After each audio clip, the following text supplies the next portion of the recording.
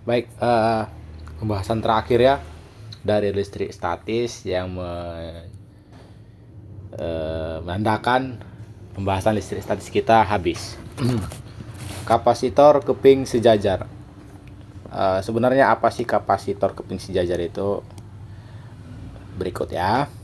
Kapasitor itu merupakan komponen elektronik yang dapat menyimpan energi dalam bentuk medan listrik dan terdiri dari dua konduktor yang dipisahkan oleh isolator dielektrik.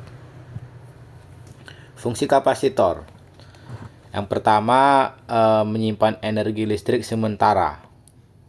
Yang kedua, menyaring sinyal dalam rangkaian elektronik. Yang ketiga, menghaluskan tegangan dalam catu daya. Yang keempat, digunakan dalam rangkaian timing atau penundaan waktu. Dan yang terakhir, digunakan dalam tuning frekuensi seperti pada radio. Ini maksudnya digunakan dalam rangkaian timing atau penundaan waktu ini gimana, Kak? Begini, kalau kita membahas listrik dengan daya besar, contohnya PLN, tentu PLN itu kan menyalurkan pasokan-pasokan listriknya lewat trafo. Trafo itu kan listriknya besar itu. Jadi kalau tidak ada kapasitor, otomatis listrik yang masuk ke rumah-rumah itu besar banget. Dan itu berbahaya untuk alat-alat listrik kita seperti kompor listrik, AC, kulkas, bisa jebol alat listrik kita. Jadi diperlukanlah yang namanya kapasitor. Kapasitor itu digunakan untuk menurunkan daya listrik dari trafo-trafo itu. Jadi guna kapasitor ini banyak banget ya sebenarnya. Nah, kapasitor seperti apa gambarannya? Jadi seperti contoh rangkaian kapasitor ya. Yang mana kapasitor? Yang plat sejajar ini. Inilah kapasitor di mana dia terdiri dari muatan positif atau plat positif dan ada plat negatif. Di antara kapasitor itu terdapat medan listrik. Jelas bahwa kenapa dia dari positif ke negatif ya karena memang sifat dari muatan ya. Ketika dia muatan positif, medan listriknya menjauhi dirinya. Ketika dia muatan negatif, medan listrik itu mendekati dirinya. Nah, energi listrik itu tersimpan di sini, di antara plat ini. Kenapa di antara plat? Ya karena medan listriknya di antara kedua plat. Nah, oke. Nah, lalu ada yang namanya kapasitansi. Jadi simbolnya itu C. Apa sih itu kapasitansi? Ukuran kemampuan suatu kapasitor dalam menyimpan muatan. Secara matematis, kapasitansi didefinisikan dengan persamaan C. Ini ya. Kalau kita lihat kan ini kan C sama dengan Q per F. Tahu kalau kita membahas berapakah muatan yang tersimpan di salah satu plat? Jawabannya Q sama dengan C dikali F. Seperti itu. Jadi bisa dibilang kapasitansi ini besar, maka muatan yang ada di dalam plat itu besar juga. Kenapa? Karena memang ukuran kemampuan dalam menyimpan muatan. Oke, lanjut nih. Untuk dua plat sejajar yang dipisahkan oleh jarak D memiliki luas A serta bahan dielektrik dengan konstanta K, kapasitasnya itu seperti ini. C sama dengan K epsilon 0. Ini dibaca epsilon ya, epsilon 0 dikali A. A itu luas penampangnya kapasitor atau luasan kapasitor. Dibagi D. D itu jarak antara kedua plat. Jarak antara kedua plat. Ini konstanta dielektrik ini gimana ini Kak? Tergantung bahan isolatornya. Jadi di dalam ini di antara kedua plat ini biasanya ditaruh dia itu bahan isolator. Tapi kalau dia vakum, ya kan nggak ada bahan isolator, contohnya dia betul-betul vakum, nggak ada udara, maka nilai dari konstanta dieлекtriknya itu adalah 1. Dan untuk SMP, bahkan kebanyakan di SMA kita biasanya mengabaikan atau menganggap ini vakum. Jadi kalau nggak ada informasi di soal kan, hitunglah kapasitas kapasitor berikut gitu. Nggak ada diinfokan apa yang ada di antara kedua plat ini. Ya udah anggap vakum. Jadi K-nya itu 1. Lanjut medan listrik sekarang. Jadi tadi kan ada ya dikatakan bahwa kapasitor itu di antara kedua platnya terdapat medan listrik. Nah, medan listrik antara dua plat sejajar dapat dinyatakan menurut persamaan gini. E sama dengan potensial listrik dibagi jarak antara kedua plat. Atau Q, Q ini apa? Muatan salah satu plat dibagi epsilon 0 dikali A. Ini Q ini bukan muatan kedua plat ya, bukan total muatan. Ini muatan hanya di salah satu plat doang. Kenapa? Kalau total muatan pada kapasitor itu 0 dia totalnya. 0 ya. Jadi gini. Muatan di plat positif itu plus Q. Muatan di plat negatif min Q. Jadi kalau kita totalin hasilnya 0. Plus Q dikurang Q. Itu kan 0. Kenapa bisa? Nah, gini ya. Kita total plus Q ditambah min Q. Itu kan sama aja dengan Q dikurang Q. 0 kan? Jadi ketika dikatakan muatan, itu bukan muatan kedua plat, tapi muatan hanya pada salah satu plat doang. Karena kalau kedua plat kita totalin 0. Oke.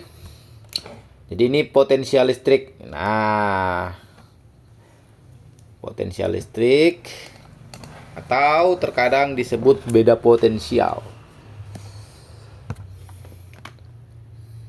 Lanjut ya. Energi kapasitor bermuatan listrik. Jadi seperti yang tadi dijelaskan bahwa salah satu fungsi dari kapasitor adalah menyimpan energi listrik untuk sementara. Nah, energi yang tersimpan dalam kapasitor itu berupa energi potensial listrik. Jadi sebenarnya ini energi potensial ya. Ini adalah energi potensial. Energi potensial.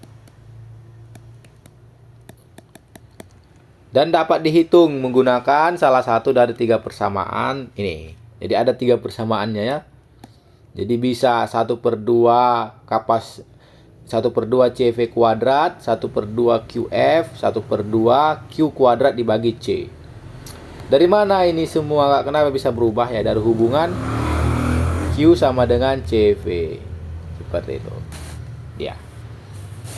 Nah, di sini energi tidak tersimpan pada plat itu sendiri, melainkan pada ruang di antara plat yang memiliki medan listrik. Jadi energi kapasitor itu tersimpan di antara kedua plat. Oleh karena itu, distribusinya dapat dinyatakan dalam persamaan rapat energi. Oh, ini nggak penting nih ya.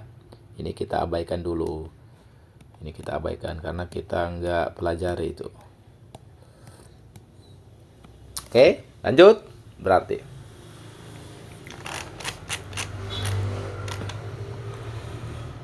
lalu di sini ada hubungan kapasitor dengan baterai. Ketika sebuah kapasitor digunakan bersama dengan baterai, kondisi rangkaian dapat berubah tergantung pada apakah baterai terhubung atau dilepas sebagaimana dijelaskan dalam tabel berikut. Jadi misalnya kalau baterainya itu terhubung, maka muatannya itu akan berubah. Kenapa ya? Karena baterai fungsinya mengisi muatan gitu. Jadi kalau terhubung baterainya ya muatannya bertambah. Tegangan itu tetap karena sumber baterainya itu tidak berubah.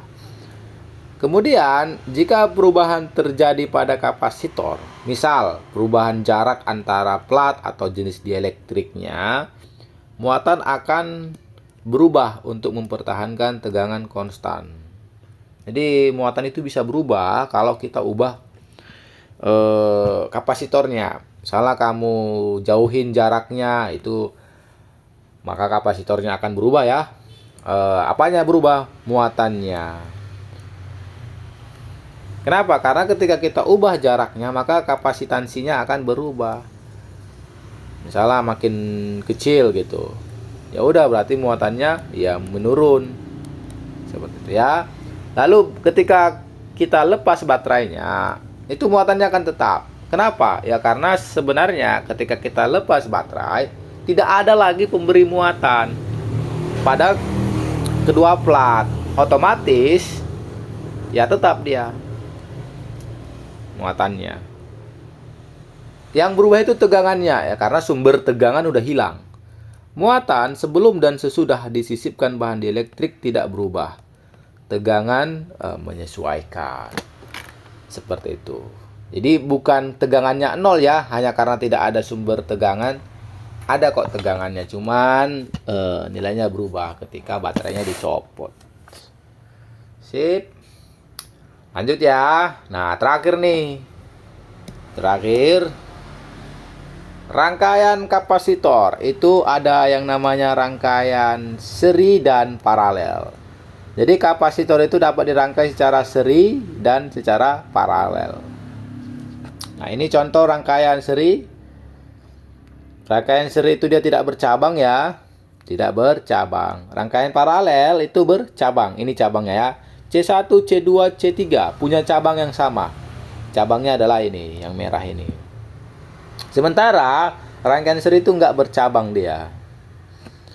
Nah, rangkaian seri itu kalau ingin menghitung total kapasitansinya, jadi 1 per kapasitansi total sama dengan 1 per C1 tambah 1 per C2 ditambah 1 per C3. Nah, kalau untuk rangkaian paralel, dia sebaliknya. Jadi, untuk menghitung total kapasitansinya, ya tinggal dijumlahin aljabar doang. C1 tambah C2 tambah C3. Nah, ada yang unik nih. Pada rangkaian seri, itu tegangan totalnya, atau bisa dibilang tegangan baterai ya, sama dengan tegangan 1 ditambah tegangan 2 ditambah tegangan 3. Tegangan 1 itu maksudnya tegangan pada kapasitor 1. Tegangan 2 pada kapasitor 2, tegangan 3 pada kapasitor 3. Jadi V total sama dengan V1 tambah V2 tambah V3. Nah, kalau untuk rangkaian paralel, karena mereka itu satu cabang, maka tegangannya itu sama semua. Jadi tegangan 1 sama dengan tegangan 2 sama dengan tegangan 3. Nah, sama juga dengan tegangan total. Emangnya tegangan total ini satu cabang kah? Tegangan total di sini maksudnya tegangan baterai ya. Emangnya tegangan total ini satu cabang kah? Satu cabang dia. Karena tegangan total ini bisa juga ini cabangnya ya. Kalau kita ambil garis ini. Nah, kan cabangnya ini yang merah. Jadi satu cabang juga dia. Ini juga C1, satu cabang dengan si tegangan baterainya. Seperti itu. C2 juga satu cabang yang merah juga. C3 juga cabang yang merah. Nah, satu cabang merekanya. Jadi selama satu cabang itu tegangannya sama. Nah, tapi muatannya sebaliknya. Kalau dia rangkaian seri, muatan yang diberikan baterai itu sama dengan muatan pada kapasitor 1, sama dengan muatan pada kapasitor 2, sama dengan muatan pada kapasitor 3. Kenapa? Karena muatan itu kan elektron yang mengalir. Nah, kalau kita bahas pengisian baterai kan, ada muatan positif yang mengalir untuk mengisi muatan pada kapasitor positif. Nah, ketika Q mengalir kan nggak ada cabang ya. Jadi kan Q itu akan masuk ke Q1, akan masuk dengan ke Q2, akan masuk ke Q3. Jadi pada Q1 itu adalah Q, Q2 Q, Q3 Q. Jadi anggaplah ada air yang mengalir. Otomatis kan ketika dia masuk ke kapasitor 1 akan sama dengan ketika dia masuk ke kapasitor 2 akan sama dengan ketika dia masuk ke kapasitor 3. Sementara di sini ketika dia masuk Q-nya atau muatan dari sumber baterainya, dia akan terbelah di sini. Jadi anggap ini air yang mengalir di pipa ya. Ketika masuk ke sini, maka dia akan terbelah di sini airnya. Ini kan pipa, cabangnya 3, berarti ketika masuk Q dari sini kan, maka akan ada ke sini Q1, akan ada ke sini Q2, akan ada ke sini Q3. Jadi ini airnya terbagi-bagi menjadi Q1, Q2, Q3. Jadi bisa dikatakan apa? Muatan total dari baterai itu sama dengan Q1, Q2 tambah Q3. Seperti itu. Jadi ada aturan inti yang kakak garis bawahi ya. Pada rangkaian seri, muatannya sama semua. Kemudian tegangannya dijumlahkan. Adapun pada rangkaian paralel, tegangannya sama semua. Selama mereka satu cabang, kemudian Q-nya dijumlahkan. Oke, berikut keterangannya. Nah, lanjut ya. Nah, ini kita akan melakukan pembahasan contoh-contoh soal. Jadi, ditunggu ya contoh-contoh soalnya. Oke, terima kasih.